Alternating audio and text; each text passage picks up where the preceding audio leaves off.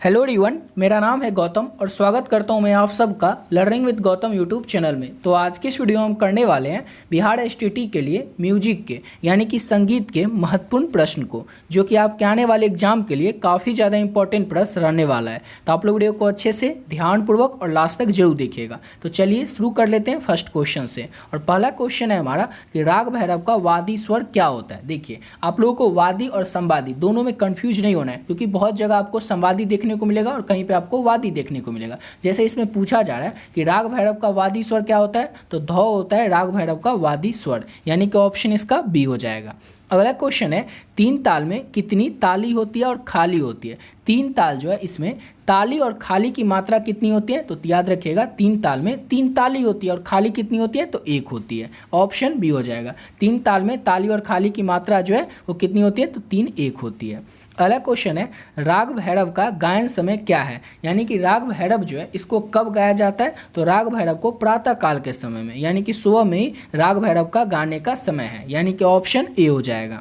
अगला क्वेश्चन है, संगीत में कितने वर्ण होता है। संगीत में कितना वर्ण होता है, तो याद रखिएगा संगीत में दो वर्ण होता है। कितने वर्ण होते हैं संगीत में, तो दो वर्ण होता है संगीत में, ऑप्शन बी हो जाएगा। अगला क्वेश्चन है, राग भैरव का ठाठ क्या है। राग भैरव जो है इसका ठाठ क्या है, तो राग भैरव का ठाठ क्या होता है, तो भैरव ही होता है। और अगर आपसे एग्जाम पूछा जाएगा कि राग अलहैया बिलावल का ठाठ क्या होता है, तो राग अलहैया बिलावल जो है उसका ठाठ भी होता है बिलावल ही। और यहाँ पे राग भैरव, तो इसका भी ठाठ क्या होता है, तो भैरव ही होता है। ऑप्शन सी हो जाएगा।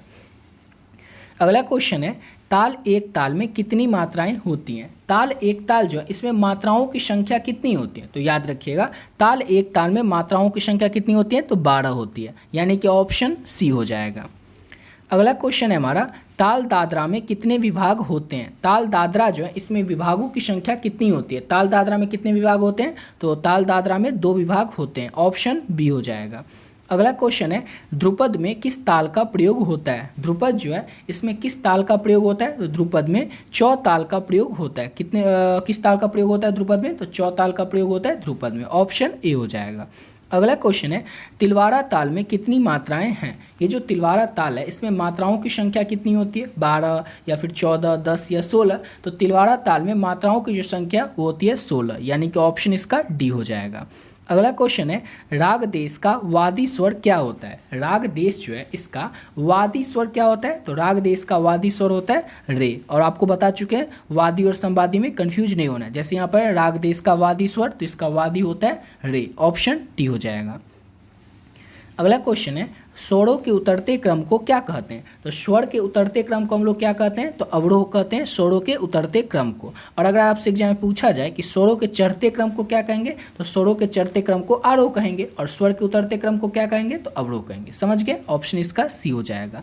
अगला क्वेश्चन है हमारा, राग भीम पलासी का गायन समय क्या है। पिछला क्वेश्चन क्या था हमारा, थर्ड नंबर जो क्वेश्चन करवाए थे कि राग भैरव का गायन समय, तो आप लोगों को बता चुके हैं ऑलरेडी कि राग भैरव का गायन समय यानी कि गाने का जो समय है वो प्रातः काल का है। और यहाँ पर है राग भीम पलासी का गायन समय, यानी कि राग भीम पलासी को कब गाया जाता है, तो संध्या काल में, साय काल में राग भीम पलासी का गाने का समय है, यानी कि ऑप्शन इसका बी हो जाएगा। अगला क्वेश्चन है हमारा, राग अलहैया बिलावल का अंश स्वर क्या है। राग अलहैया बिलावल जो है इसका अंश स्वर क्या होता है, तो राग अलहैया बिलावल का अंश स्वर जो है वो ध होता है। क्या होता है, तो ध होता है राग अलहैया बिलावल का अंश स्वर। ऑप्शन बी हो जाएगा। नेक्स्ट क्वेश्चन है हमारा, और इंपॉर्टेंट क्वेश्चन भी, इसको अच्छे से याद रखिएगा। हिंदुस्तानी संगीत पद्धति के लेखक कौन है। तो हिंदुस्तानी संगीत पद्धति जो है इसके लेखक हैं बी.एन. भातखंडे। बी.एन. भातखंडे जो है ये हिंदुस्तानी संगीत पद्धति के लेखक हैं, यानी कि ऑप्शन इसका ए हो जाएगा। और देखिए, अगर आप लोग इस सब का पीडीएफ लेना चाहते हैं, आप लोग का एग्जाम का जो डेट है वो ऑलरेडी आपको पता ही होगा, आ चुका है। 28 को आपका एग्जाम है। एग्जाम में बहुत ही कम टाइम बचा हुआ है। और अगर आप लोग बहुत ही कम टाइम में बहुत ही बढ़िया तरीके से अपने एग्जाम की प्रिपरेशन करना चाहते हैं, और सटीक प्रिपरेशन यानी कि स्मार्ट वर्क आप लोग करना चाहते हैं, ये नहीं कि हम कुछ भी पढ़ रहे हैं वो एग्जाम में आएगा, ये एग्जाम की दृष्टि से इंपॉर्टेंट है कि नहीं है, तो आप लोग पढ़ सकते हैं। लेकिन अभी आपको क्या करना पड़ेगा, अभी आपके पास टाइम बिल्कुल भी नहीं है, इसलिए हार्ड वर्क नहीं, स्मार्ट वर्क करना पड़ेगा। ऐसा कुछ आपको पढ़ना पड़ेगा जो जितना आप लोग पढ़ें वही आपके एग्जाम में आ जाए। तो इसके लिए आप लोग इस PDF को ले सकते हैं। इस PDF को पढ़ करके आप लोग बहुत ही कम समय में और बहुत ही बढ़िया तरीके से अपने एग्जाम की तैयारी को कर सकते हैं।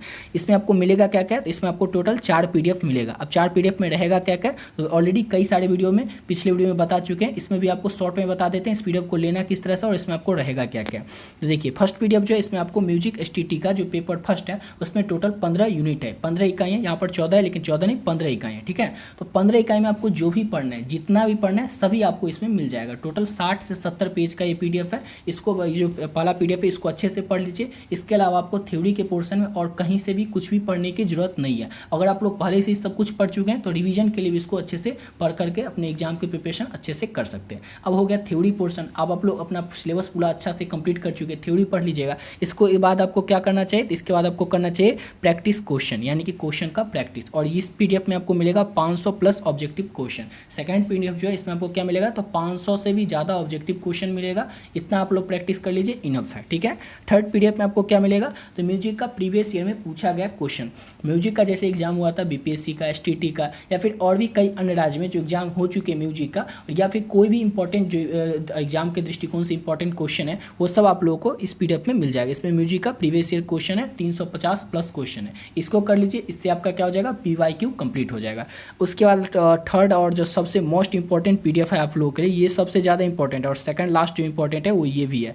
क्यों है ऐसा बोल रहे हैं, क्योंकि एक अकेला ऐसा PDF है जिससे आपके 8 से 10 नंबर पक्के हो जाएंगे। कैसे पक्के हो जाएंगे, तो आप लोगों को पता ही होगा, जैसे वाद्य यंत्र और उनके वादक से संबंधित प्रश्न, वो प्रश्न किस तरह के हो सकते हैं, तो वो प्रश्न इस तरह से हो सकते हैं कि हरिप्रसाद चौरसिया कौन सा वाद्य यंत्र बजाते थे, या फिर आपसे पूछा जाएगा कि हिंदुस्तानी शास्त्रीय संगीत जो है, या फिर जैसे कि उस्ताद करीम खान ये कौन सा वाद्य यंत्र बजाते थे। इस सब से रिलेटेड जो क्वेश्चन पूछे जाते हैं इसी को कहा जाता है वाद्य यंत्र और उनके वादक से संबंधित प्रश्न। और इस तरह के प्रश्न आपके एग्जाम में मिनिमम 7 से 8 और मैक्सिमम 12 से 15 पूछे जाएंगे। इसमें टोटल आपको 112 क्वेश्चन है, इसको अच्छे से कंप्लीट कर लीजिए, आपके 10 नंबर पक्के हो जाएंगे। 8 से 10 नंबर आपका इसी PDF को पढ़ करके कंप्लीट हो जाएगा। टोटल आपको PDF कितना मिलेगा, तो 4 PDF मिलेगा। और जिनका जैसे पेपर 2 होगा तो उनको ये पेपर फर्स्ट के बदला पेपर सेकंड का PDF मिल जाएगा, और जिनका दोनों होगा वो दोनों को ले सकते हैं, ठीक है। तो टोटल 4 PDF मिलेगा और जो दोनों लेंगे उनको 5 PDF मिलेगा। अब लेना किस तरह से, तो वो देखिए ओनली 30 रुपीज़, कोई ज़्यादा बड़ी रकम नहीं है, ओनली 30 रुपये आपको पे करना है। और वो किस नंबर पर पे करना है, तो वो देख लीजिए, ये नंबर है 7903820891। इस नंबर को जैसे ही आप लोग फोनपे, गूगल पे या पेटीएम में डालिएगा, नाम आ जाएगा गौतम कुमार, उसमें आपको क्या करना है 30 रुपये पे कर देना है। और जो पे कीजिएगा उसका स्क्रीनशॉट ले करके आप लोगों को इसी नंबर के व्हाट्सएप पे भेज देना है। इसी नंबर से व्हाट्सएप भी है 7903820891। इस नंबर के व्हाट्सएप आपको स्क्रीनशॉट भेज देना है और एक छोटा सा मैसेज कर देना है पेपर फर्स्ट, या जिनका पेपर सेकंड हो सेकंड मैसेज कर दीजिएगा। और इसका जो PDF है 4 PDF आपको मिल जाएगा। इस PDF को पढ़ करके आप लोग जिसमें जितना कुछ दिया हो इतना अगर आप लोग कर लेते हैं इनफ है, इससे ज़्यादा आपको कुछ भी करने की जरूरत नहीं है। इतना आप लोग कर लीजिए, आपका सिलेक्शन जो पक्का हो जाएगा। बस आपको इसको बशर्ते अच्छे तरीके से कंप्लीट कर लेना है। इस तरह से कंप्लीट होना चाहिए इस PDF में से कि अगर आपको एक भी वर्ड कहीं से भी कुछ भी एग्जाम में आ जाए तो आपसे छूटना नहीं चाहिए। बस इसको अच्छे से कंप्लीट कर लीजिए। इसके बाद आपको कुछ भी नहीं भी कीजिएगा या किए भी है उससे कोई मतलब नहीं, बस इतना कर लीजिए, आप लोग के लिए इनफ है, काफ़ी है, ठीक है। तो बढ़ते अपने अगले क्वेश्चन की ओर। और अगला क्वेश्चन है हमारा, झप ताल में खाली किस मात्रा पर होती है। झप ताल में जो खाली है वो किस मात्रा पर होती है, तो 6वीं मात्रा पर होती है, 6ठी मात्रा पर होती है झप ताल में खाली, यानी कि ऑप्शन इसका C हो जाएगा। अगला क्वेश्चन है, तानसेन का असली नाम क्या था। तानसेन जो थे उनका असली नाम क्या था, तो तन्ना मिश्र था, ऑप्शन D हो जाएगा। सबको पता ही होगा, वैसे ये भी आपको पता होना चाहिए कि तानसेन की पत्नी का नाम तो हुसैनी। तानसेन किसके दरबार में थे, तो अकबर के दरबार में थे। अकबर के दरबार में तानसेन क्या थे, तो नवरत्नों में से एक थे, ठीक है। इतना सब कुछ आप लोग तानसेन के बारे में याद रखिएगा, ठीक है। और बढ़ते अपने अगले क्वेश्चन की ओर। और याद रखिएगा तानसेन का जो मकबरा है वो कहाँ है, तो ग्वालियर में, इसको भी याद रखिएगा। और अगला क्वेश्चन है, किस राग में ग और नी जो है कोमल और बाकी स्वर जो है वो शुद्ध लगते हैं। किस राग में ऐसा होता है, तो काफी राग में ग और नी जो होते हैं वो कोमल और बाकी स्वर जो है वो शुद्ध लगते हैं, ऑप्शन A हो जाएगा। अगला क्वेश्चन है, कौन सा राग संध्या काल में गाया बजाया जाता है। कौन सा राग जो है उसको संध्या काल में गाया बजाया जाता है, तो राग बिहाग जो है उसको भी संध्या काल में गाया बजाया जाता है, यानी कि ऑप्शन इसका D हो जाएगा। अगला क्वेश्चन है, राग मड़वा किस ठाट का राग है। राग मड़वा जो है ये किस ठाट का राग है, तो याद रखना है मड़वा से मड़वा ही, यानी कि राग मड़वा जो है ये मड़वा ठाट का ही राग है, ऑप्शन D हो जाएगा। अगला क्वेश्चन है संगीत में कितने शुद्ध स्वर होते हैं? संगीत में कितने शुद्ध स्वर होते हैं? संगीत में कितने शुद्ध स्वर होते हैं? तो संगीत में 7 शुद्ध स्वर होते हैं। ऑप्शन इसका ए हो जाएगा। अगला क्वेश्चन कर लेते हैं और नेक्स्ट क्वेश्चन है गीत गोविंद के रचयिता कौन है? गीत गोविंद जो है इसके रचयिता यानी कि इसके लेखक कौन है? तो गीत गोविंद के रचयिता है जयदेव, यानी कि ऑप्शन इसका ए हो जाएगा। अगला क्वेश्चन करते हैं और नेक्स्ट क्वेश्चन है धार ताल में कितने विभाग होते हैं? धार ताल में कितने विभाग होते हैं? यहाँ पर धार ताल थोड़ी हो गए, यहाँ पर तो 4 ताल होना चाहिए, ये गलत है क्वेश्चन, यहाँ पर होना चाहिए था 4 ताल में कितने विभाग होते हैं, क्योंकि धार ताल तो कोई होता ही नहीं है। तो 4 ताल में कितने विभाग होते हैं? तो 4 ताल में 6 विभाग होते हैं। ऑप्शन इसका बी हो जाएगा।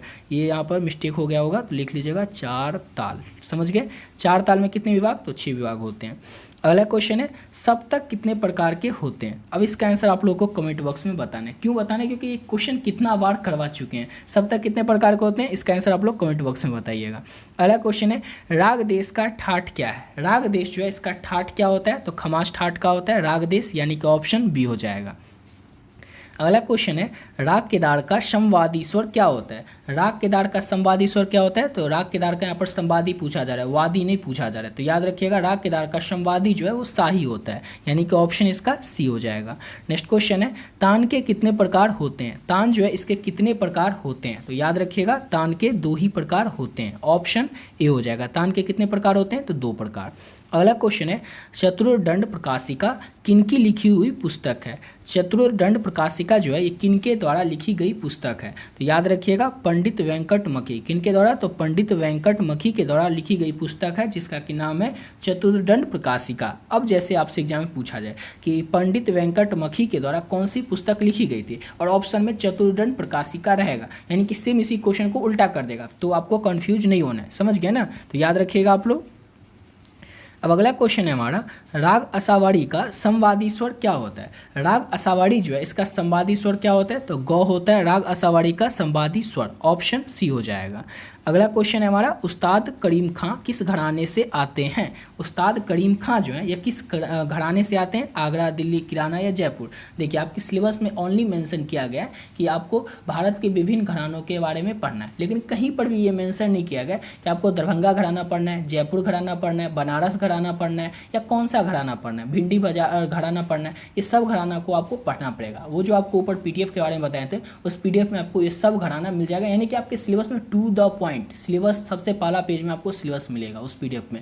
सेकंड पेज से आपका वो जो पोर्शन है वो शुरू होगा। तो आपको जो जो भी सिलेबस में मेंशन किया गया, जितना भी मेंशन किया गया, जो कुछ भी पढ़ना है वो आपको उस PDF में मिल जाएगा। 60 से 70 पेज का वो PDF है, उसको अच्छे से रट जाइए। आपका जो आधा से ज़्यादा 60 to 70% जो सिलेबस है सिर्फ एक PDF से कंप्लीट हो जाएगा। और प्रैक्टिस के लिए बता दिए थे उतना क्वेश्चन आप लोग कर लीजिए, समझ गए? तो क्वेश्चन था हमारा उस्ताद करीम खां किस घराने से आते हैं? तो किराना घराने से आते हैं उस्ताद करीम खां। ऑप्शन बी हो जाएगा।